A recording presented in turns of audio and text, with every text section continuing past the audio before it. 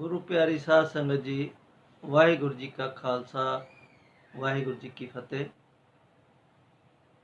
जैसा कि आपको मालूम ही है कि गुरु तेग बहादुर जी का 400 साला प्रकाश पर्व अप्रैल 2021 में आ रहा है। उनके जीवन के बारे में भी जानकारी होना बहुत ज़रूरी है। उन्होंने जो देश धर्म के लिए किया उसके बारे में भी जानना ज़रूरी है। गुरु तेग बहादुर जी गुरियाई गद्दी पर बैठने के पश्चात बाबा बकाले से चले, अमृतसर दर्शन किए और पंजाब के दौरे पर निकल पड़े।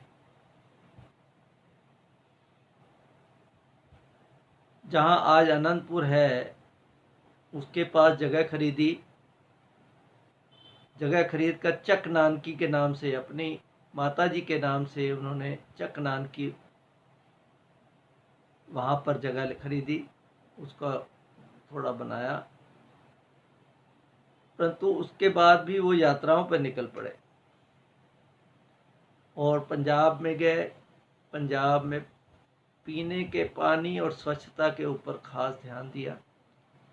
फिर उसके पश्चात हरियाणा से होते हुए, उत्तर प्रदेश में होते हुए, प्रयागराज से होते हुए आज प्रयागराज में एक गुरु तेग बहादुर जी का गुरुद्वारा भी बना हुआ है। उसके बाद वो पटना साहब चले गए। पटना साहब अपने परिवार को छोड़कर, माता गुजरी जी को छोड़कर, और आप आसाम की तरफ निकल गए। आसाम की यात्रा पर निकल गए। आसाम में जाकर जो भी उन्होंने करना था वो अपना प्रचार करना शुरू किया। इधर दिल्ली में औरंगजेब बादशाह राज कर रहा था और औरंगजेब के एक वजीर थे राजा राम सिंह। राजा राम सिंह वो गुरु हरगोबिंद जी के समय से ही गुरु घर से जुड़े हुए थे, क्योंकि उनके परिवार के राजाओं को भी ग्वालियर में बंद किया गया था। तो राजा राम सिंह को गुरु तेग बहादुर जी के साथ की काफ़ी जानकारी थी। जब वहाँ से राजा राम सिंह के बारे में मैं आपको जो बताना चाहता हूँ कि छत्रपति शिवाजी को पकड़ लिया गया था। छत्रपति शिवाजी किसी तरीके से जेल से फरार हो गए, परंतु इसका दोष लग गया राजा राम सिंह पर। राजा राम सिंह पर यह दोष लगा कि छत्रपति शिवाजी को फरार होने में मदद की है। औरंगजेब अंदर से तो नाराज था, परंतु क्योंकि वो हिंदू समाज को भी निराश नहीं करना चाहता था, इसलिए उसने कोई भी एक्शन राजा राम सिंह पर नहीं लिया। परंतु उसके मन में खोट था। उसने क्या किया कि असम में औरंगजेब पहले कई लड़ाई लड़ चुका था और वहाँ के राजा पर जीत नहीं पा पाया था। तो औरंगजेब ने सोचा कि मैं राजा राम सिंह को फौज देकर, सैनिक देकर और असम लड़ाई के लिए भेज दूं। अगर तो असम से जीत लिया तो वाहवाही हो जाएगी, और अगर नहीं जीता गया तो राजा राम सिंह वहीं खप मर जाएगा, तो मेरा काम एक पंथ दो काज हो जाएंगे।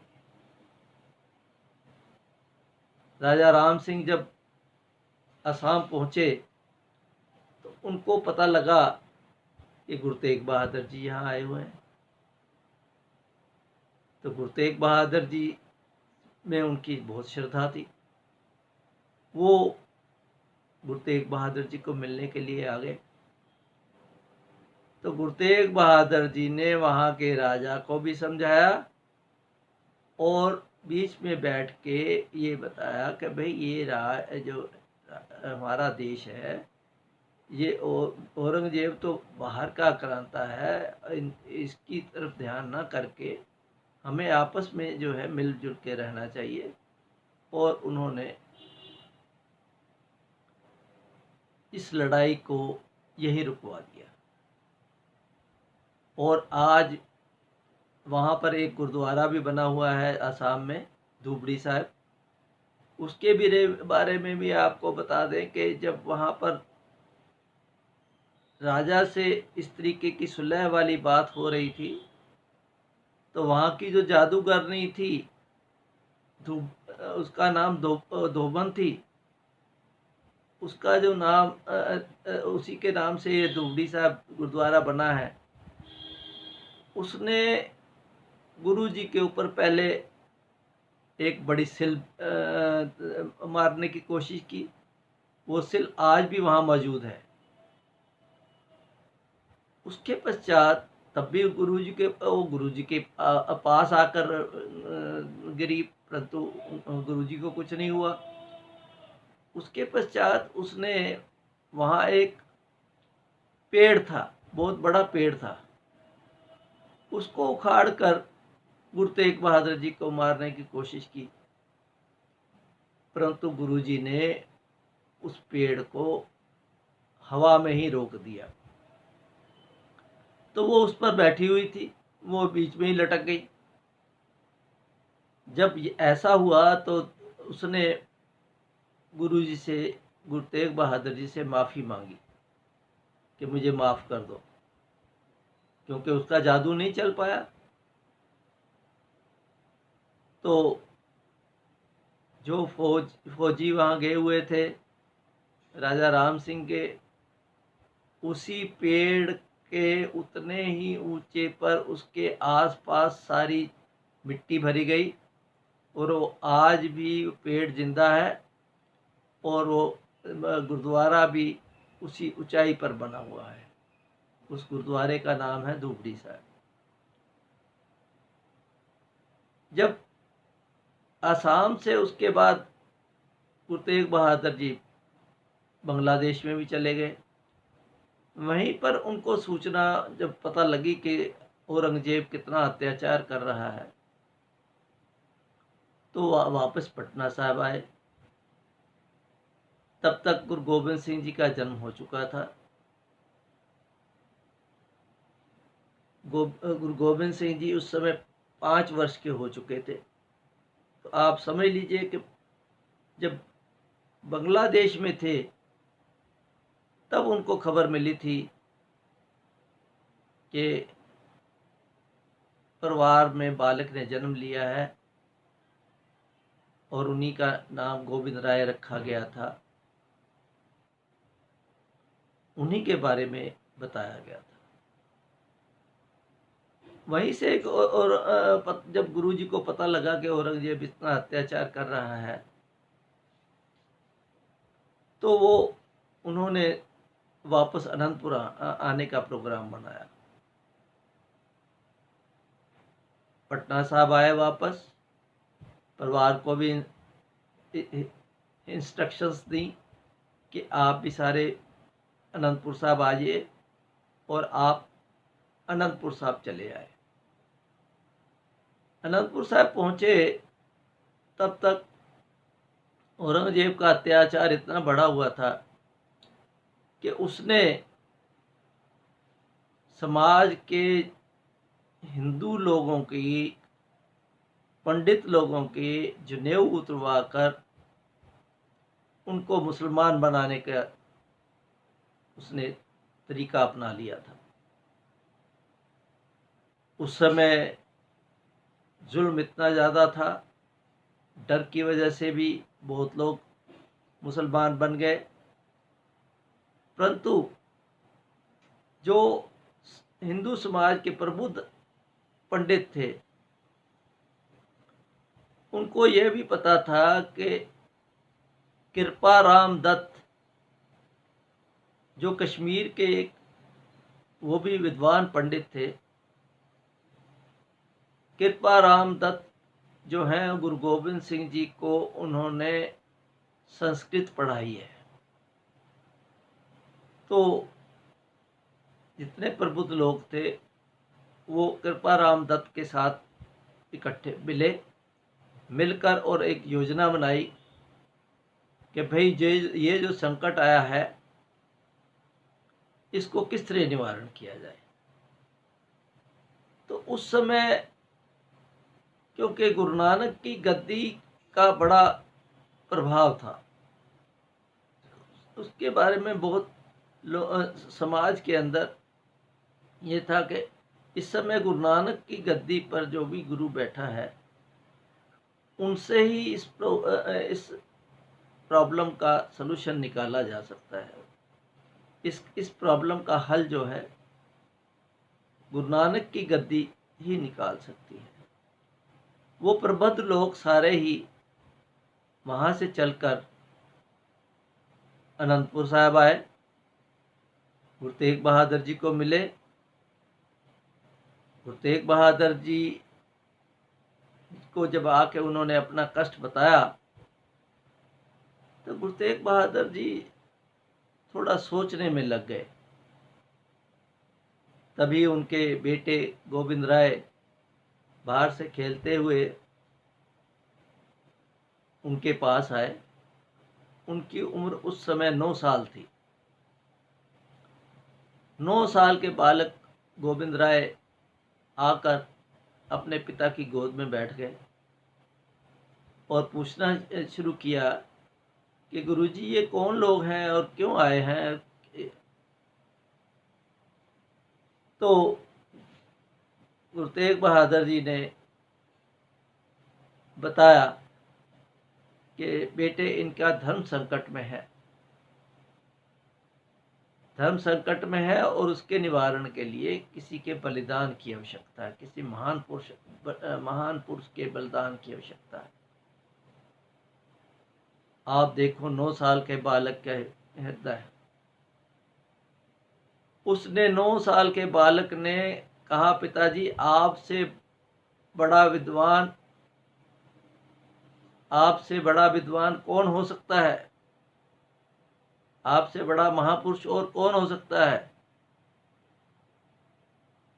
तो गुरु तेग बहादुर जी ये सोचने लगे कि अभी हमारा बच्चा छोटा है, और उन्होंने इशारा भी किया। परंतु गुरु गोविंद राय जी तब भी जवाब देते हैं कि माँ के पेट में अगर मेरी 9 महीने रक्षा की है उस परमात्मा ने, तो अब भी परमात्मा मेरी रक्षा करेगा। ये सोच जब ये बातें इतनी बातें गुरु तेग बहादुर जी ने सुनी तो उन्होंने जो पंडित कृपाराम दत्त के साथ में जो लोग आए हुए थे उनसे कहा कि भाई आप औरंगजेब को कह दो कि आप तेग बहादुर जी को मुसलमान बना लीजिए, अगर वो मुसलमान बन जाते हैं तो हम सब मुसलमान बन जाएंगे। ये सूचना कर दी गई। और सबसे बड़ी बात जो आपको बताने वाली है, कभी ऐसा नहीं हुआ होगा कि जिसने अपनी बलिदान देना हो वो खुद चलकर उस जगह पे आता हो जहां बलिदान होना हो। पर गुरु तेग बहादुर जी ने तभी ठान लिया और तभी वो वहां से चल पड़े। आगरा होते हुए, आगरा में भी उन्होंने कोतक रचाया और आगरा में उनको पकड़ लिया गया। पकड़कर औरंगजेब के सामने आ गए। उनके साथ उनके भाई मतीदास जी, भाई सतीदास जी, भाई दयाला जी और उसके अलावा भी 2 सिख और उनके साथ में आए। अब औरंगजेब ने अब बड़ा अपना जोर लगा लिया कि भाई किसी तरीके से मैं गुरु तेग बहादुर जी को इतना मना लूं कि वो मुसलमान बन जाए। और उसके लिए उसने तरीका अपनाया। उसने पहले उनके शिष्यों को, भाई मतीदास को, भाई सतीदास को, भाई दयाला जी को तसीहे देने शुरू किए। भाई मतीदास जी को आरे से चिरवाया, भाई सतीदास जी को रुई में लपेट के और जला दिया गया, आग लगा दी गई। और भाई दयाला जी को देग में उबाल कर शहीद कर दिया गया। ये इसलिए किया उसने कि गुरु तेग बहादुर जी डर जाए और मुस्लिम धर्म के लिए मान जाए। परंतु गुरु तेग बहादुर जी के मुंह से निकला कि धन सिक्खी कि मतलब इतनी कष्ट भोग के भी मेरे सिख जो हैं शहीदी पा गए। जब ये सब कुछ इसमें कामयाब नहीं हुआ औरंगजेब, तो गुरु जी के सामने दूसरी जो बात रखी औरंगजेब के अहलकारों ने कि या तो मुसलमान बन जाओ, नहीं तो मरने के लिए तैयार हो जाओ। तो गुरु तेग बहादुर जी ने कहा, नहीं ठीक है, हम मरने के लिए तैयार हैं। ये शरीर तो ठीकरा है, ये कभी भी फूट सकता है, हम मरने के लिए तैयार हैं। 11 नवंबर 1675 को गुरु तेग बहादुर जी को दिल्ली के चांदनी चौक में शहीद कर दिया गया। और उसके पश्चात भाई जैता जी उनका शीश उठाकर